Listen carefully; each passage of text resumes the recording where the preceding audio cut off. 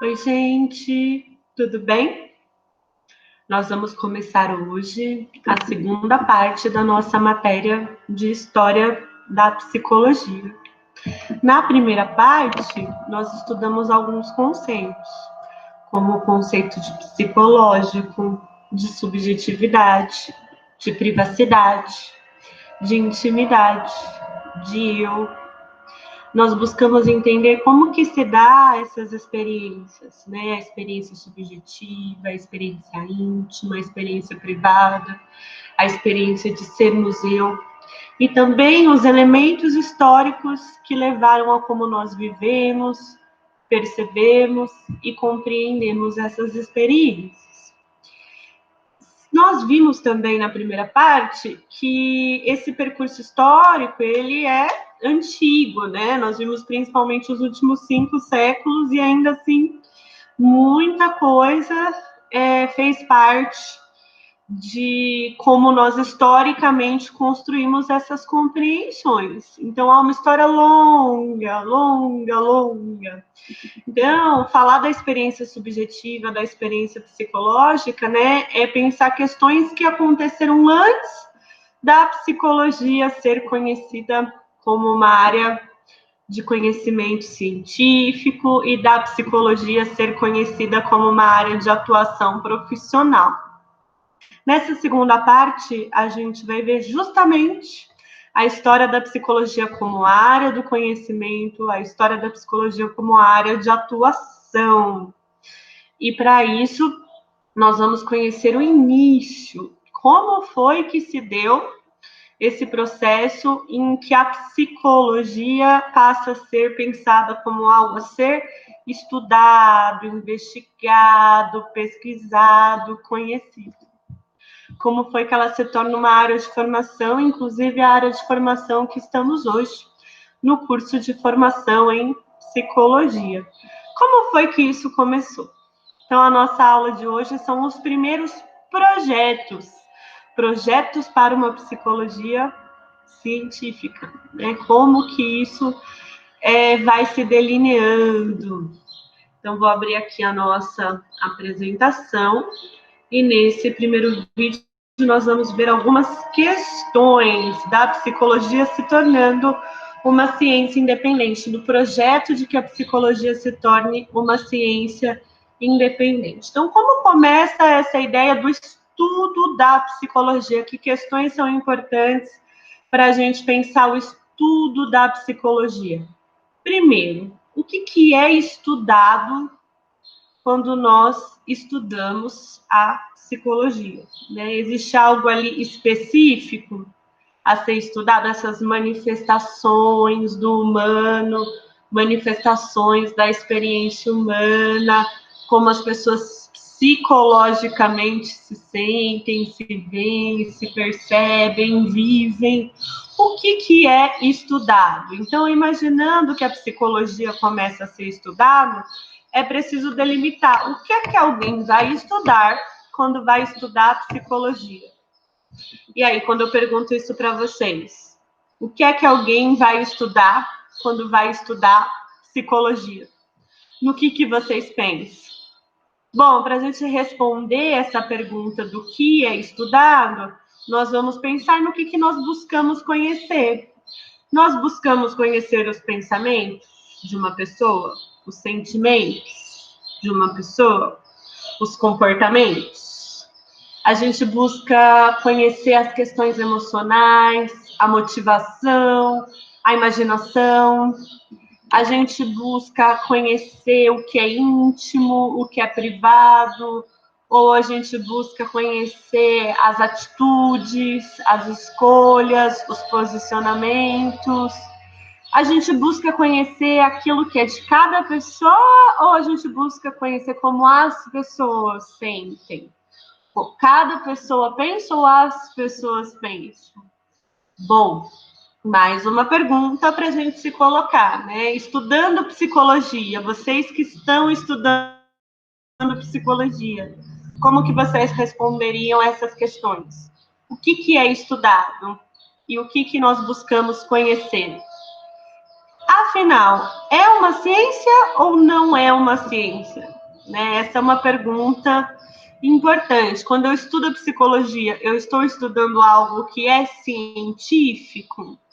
O que é que torna um objeto de estudo científico?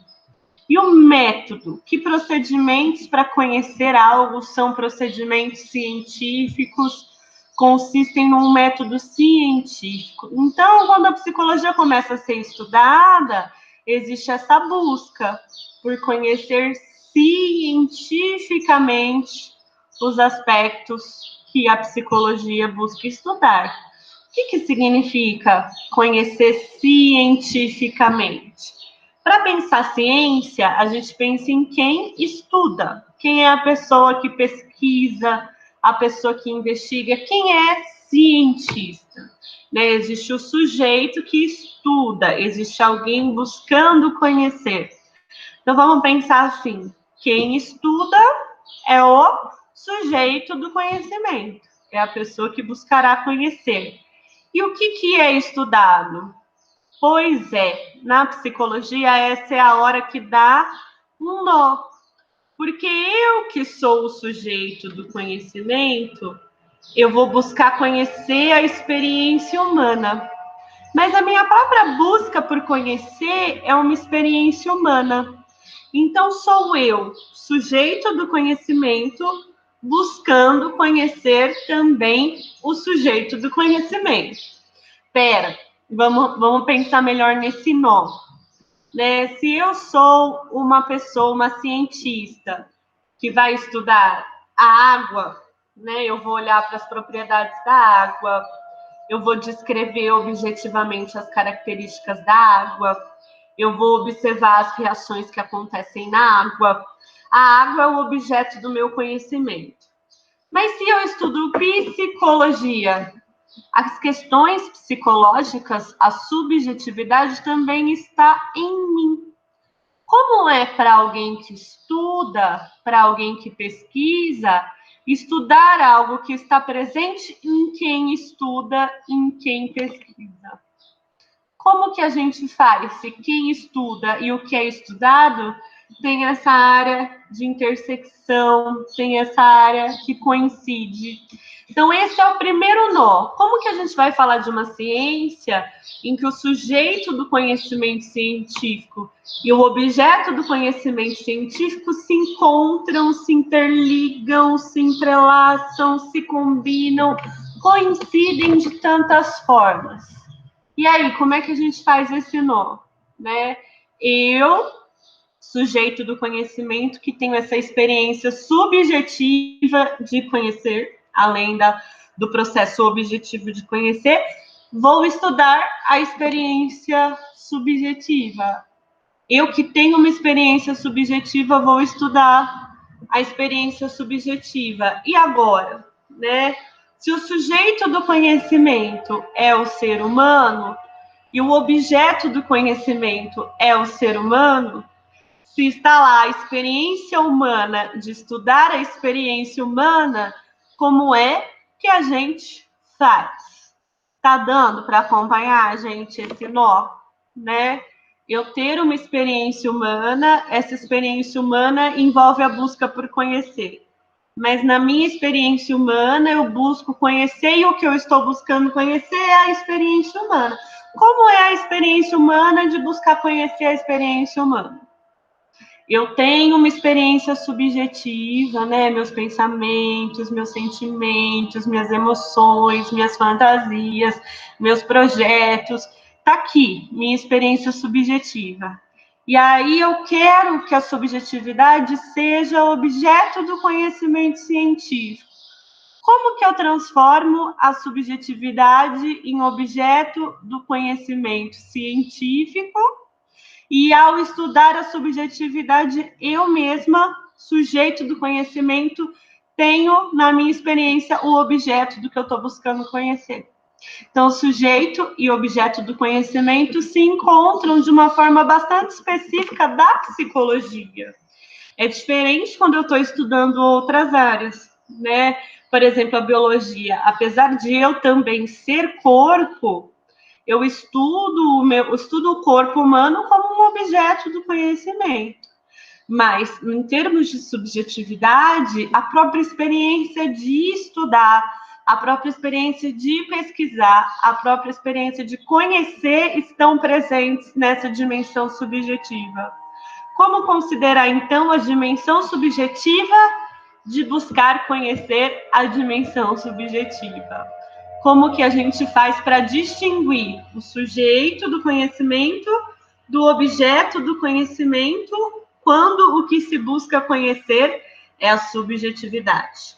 O sujeito busca conhecer a subjetividade, o objeto é a subjetividade. Mas como que a gente faz para diferenciar, para distinguir?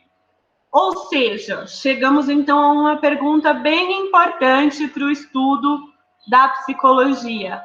Como estudar um objeto que é o mesmo que o sujeito que estuda? Como?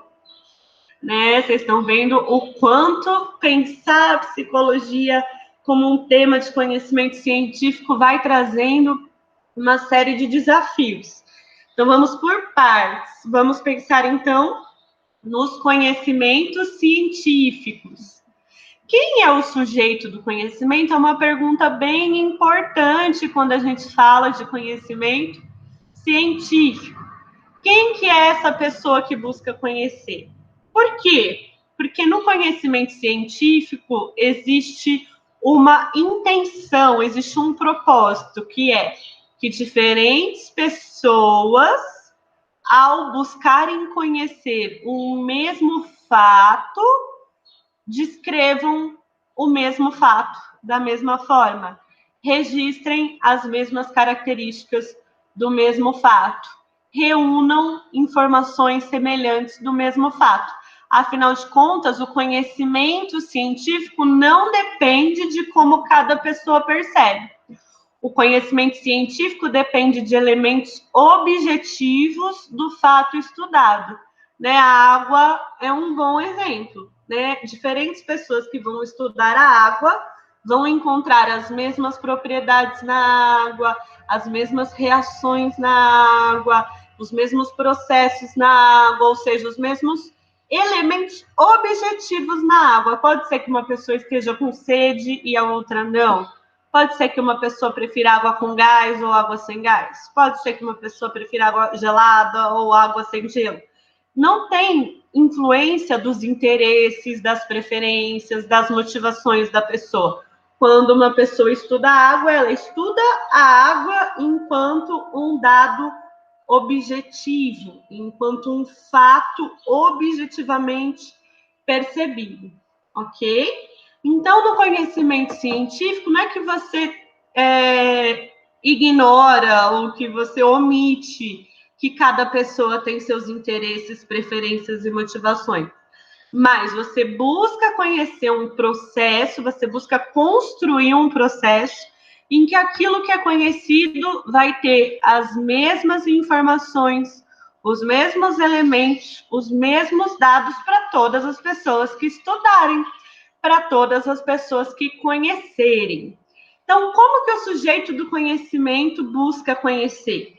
O sujeito do conhecimento científico busca conhecer os fatos objetivos, os fatos tal como eles acontecem, os fatos tal como eles se dão. Então, conhecer cientificamente é construir um método para investigar, identificar e registrar os dados concretos, os fatos objetivos, algo que diferentes pessoas de diferentes perspectivas vão perceber ali o mesmo fato, os mesmos dados, ok?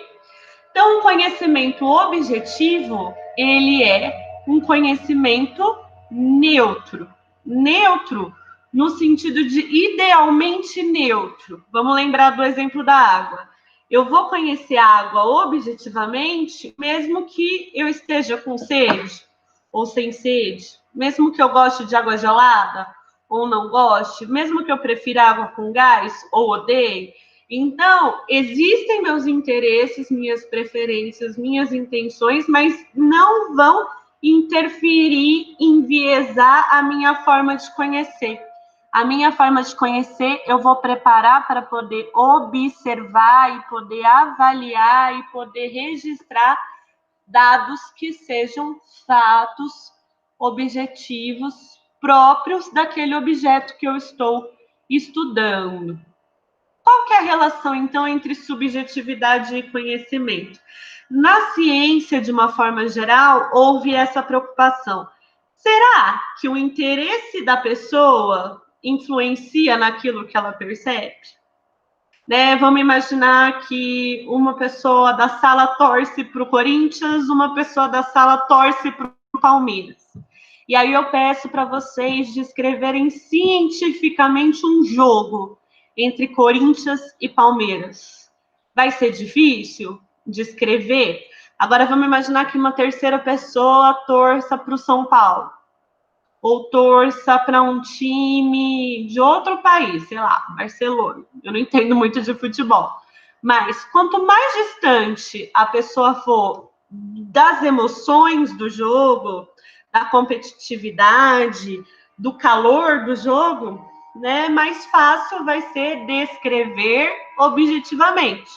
Descrever o que de fato está acontecendo. Ou seja, descrever o jogo sem ser da forma como eu emocionalmente percebo, eu emocionalmente reajo, sem ser a minha opinião. Né? Então, eu posso olhar o jogo e ter a opinião de que um time joga melhor, ter a opinião de que o juiz ajudou ou o juiz atrapalhou, ter a opinião de que a defesa... Ok, essas são as minhas opiniões, mas para eu registrar o conhecimento, eu preciso ter parâmetros objetivos. Que tanto uma pessoa que torça para o Corinthians, quanto uma pessoa que torça para o Palmeiras, quanto uma pessoa que não tenha time de futebol, vai olhar para aquele jogo e vai perceber aqueles fatos. Nas mais diversas áreas do conhecimento, as pessoas perceberam que a subjetividade influencia na busca por conhecer. Os interesses, as preferências, os desejos, as emoções influenciam na busca por conhecer.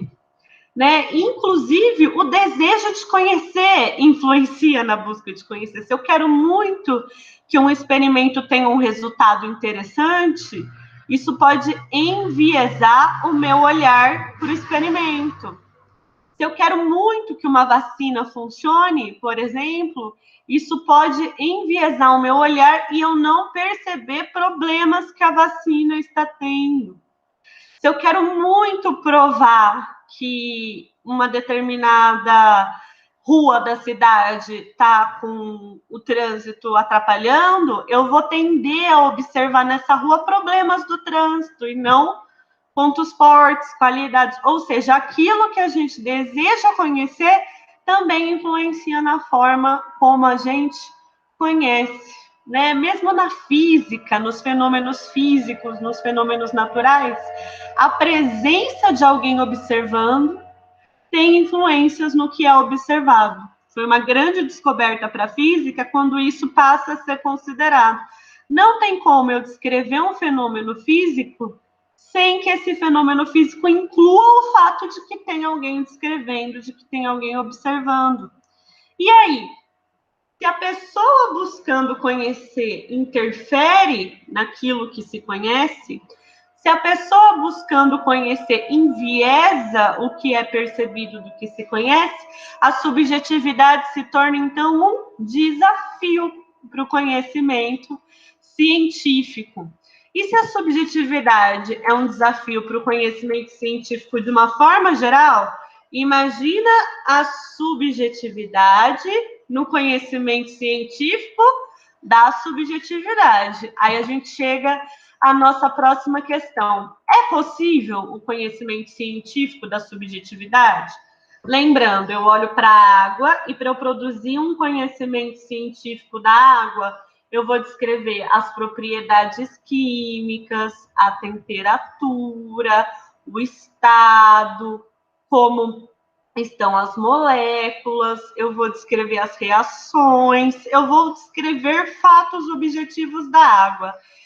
E a subjetividade? como que eu faço para descrever objetivamente o que é vivido subjetivamente? Vou repetir.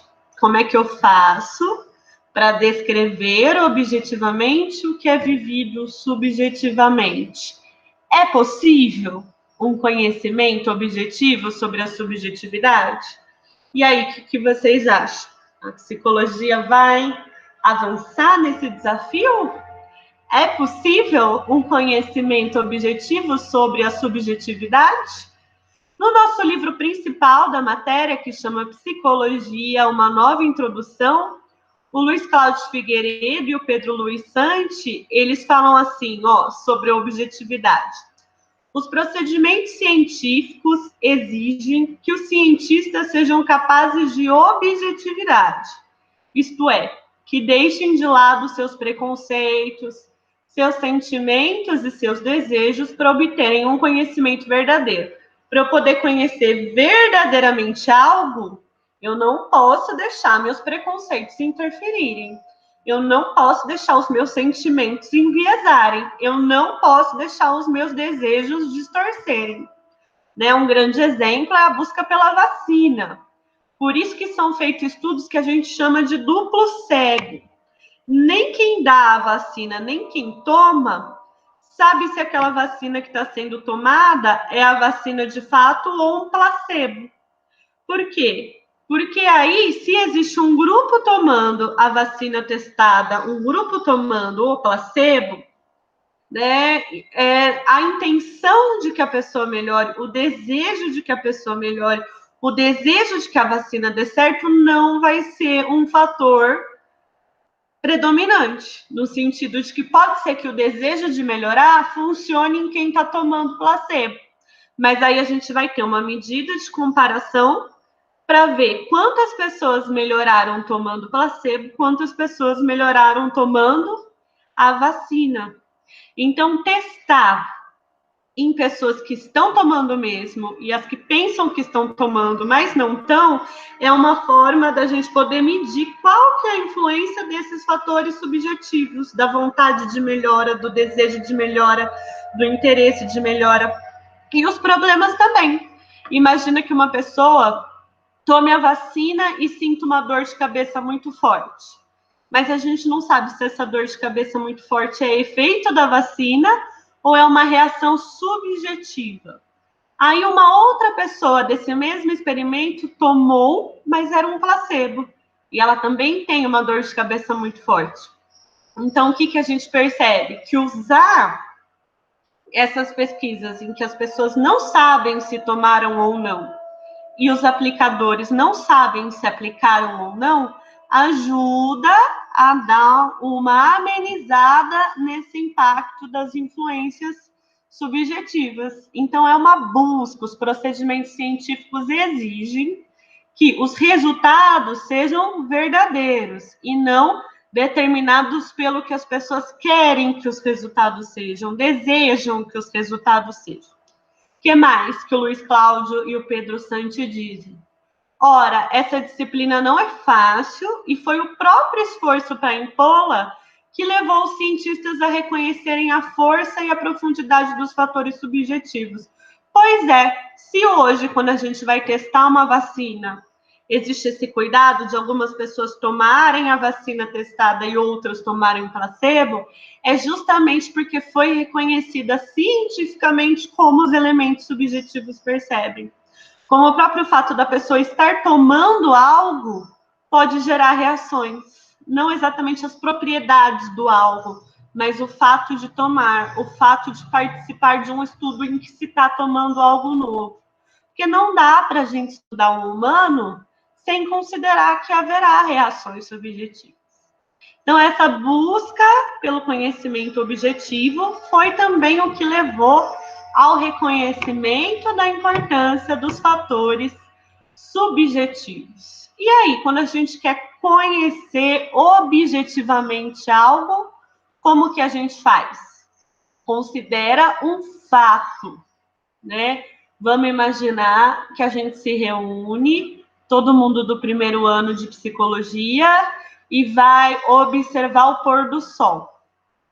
né? Vão ter pessoas que vão falar: ai, a tarde está linda. Outras vão falar: ah, a tarde está quente. Outras vão falar: a tarde está agradável, né? O que a gente precisa é o que as diferentes pessoas ali vão conseguir observar. Agora vamos imaginar que está todo mundo lá observando o pôr do sol e de repente cai uma caixa do céu. E aí? Não era algo que a gente estava esperando, né? Uma pessoa vai dizer, ah, veio dali, a outra vai dizer, ah, veio daqui, uma vai dizer, caiu rápido, a outra caiu devagar, a outra vai falar, ah, alguém jogou, a outra vai falar, não, né, apareceu. Cada pessoa vai ter uma percepção. O fato é quando a gente consegue controlar ao máximo as condições para que, mesmo que cada pessoa tenha uma perspectiva, a gente chegue no que é percebido objetivamente por todas. O pôr do sol, o que do pôr do sol, quem observar perceberá. A caixa caindo, o que da caixa caindo, quem observará perceberá. Não o que eu imagino que seja, não o que eu explico a partir das minhas hipóteses, não a minha opinião, a minha impressão, mas o que acontece. Então, o fato é o que acontece, tal como acontece, de forma que pode ser observado por diferentes pessoas, independentemente das diferentes perspectivas.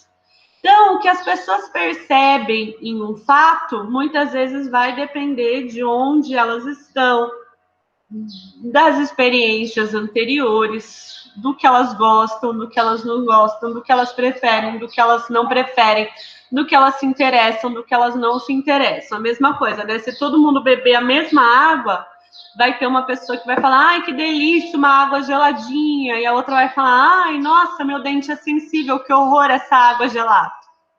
Né? Não é isso que a gente busca. O fato é, a água está na temperatura tal. Isso é um fato. Tanto para quem ama água gelada, quanto para quem odeia água gelada, né? Uma pessoa pode estar com sede e falar, ai, que delícia essa água. Aí uma pessoa pode tomar e falar assim, ah, nossa, não gosto de beber água, só tomo porque tem que tomar. Não importa, o que importa é a água é líquida. Isso é um fato, todas as pessoas percebem. Então, o fato é o que as pessoas vão perceber, independentemente dos fatores subjetivos, independentemente das perspectivas individuais. Então, a gente não vai olhar para as perspectivas individuais, não vai olhar para os fatores subjetivos. A gente vai buscar o que, de fato, dá para conhecer naquele fato, né? Como as pessoas percebem, né? A gente falou um pouquinho do que elas percebem, mais uma vez. A forma como a gente percebe tem muito a ver com os nossos elementos subjetivos. A forma como cada pessoa vai assistir um jogo de futebol tem muito a ver com o time que ela torce, se ela gosta de futebol ou não, se ela tá tomando uma cervejinha, comendo um churrasco, ou se ela tá sozinha num dia que ela tem que fazer faxina na casa.